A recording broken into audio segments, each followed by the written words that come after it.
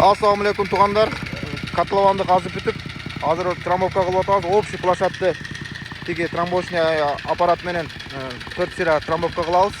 Анан кийин подушка, фундамент коюлат. Фундаменттин эң төмөн жери, эң паст жери 1.20, эң максималкасы 1.40 болот. Плюс-минус 5 см.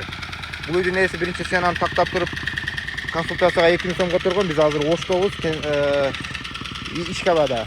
Келип, консультация берип, сүйлөшүп, акылдашып 50 сом бабаш алып кеткенбиз. Ошондо 50 сом бизге өткөн. Марттын башынан дегенбиз, кечекиде келип, бул жерде үй бар эле. Ал үйдү бузуп, котлован казып, азыр мына полный программа иш кетип атат бир жумадан бери. Тугандар, эгерде биздин иш көңүлгө жакшы уста керек болсо, звонок кылса, биз звонок кылып туруп, сенаны тактап туруп, мына шаны иште керегине 1000 сом которосуздар, ал жерге 2000 сом. Биз барып көрүп, балашып, бабаш алганда, сиздин заказыңызды алган болобуз.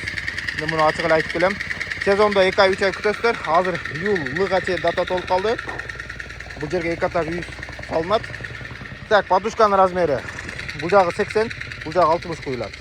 Анын үстүнө анан кийин фундамент 1.20, эң минималка жери, эң максималка жери 1.40-1.45.